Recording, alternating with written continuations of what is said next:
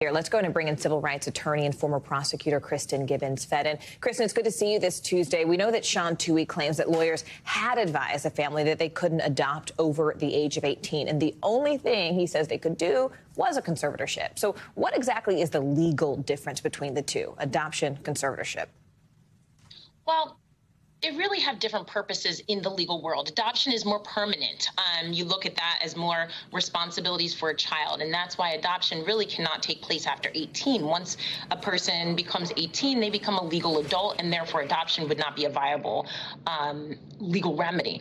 In contrast, the conservatorship is, and we saw this recently, well, a couple of years ago with the Britney Spears, where it creates a legal structure, if you will, wherein a person is appointed to oversee and manage either the personal, financial, or even both aspects of another person's life. And that's exactly what happened here.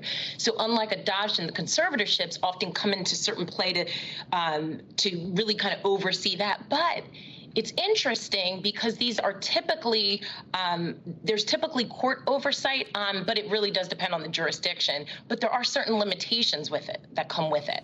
And Kristen, what sticks out to you most about this case? I mean, it's quite the allegation here. And does it sound unusual to you that Michael Oher allegedly went about 20 years without knowing he even was in a conservatorship?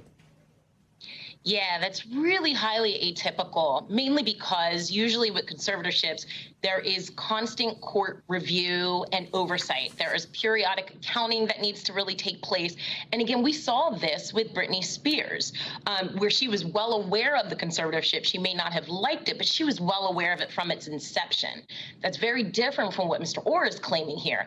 And again, you have two notable public figures. So the fact that he is in the dark really raises some red flags. It could raise flags as to whether or not he's being candid about his awareness, or alternatively, it could raise flags as to whether or not the Tuohys were in fact transparent with the legal arrangement that they made. Thanks for watching our YouTube channel. Follow today's top stories and breaking news by downloading the NBC News app.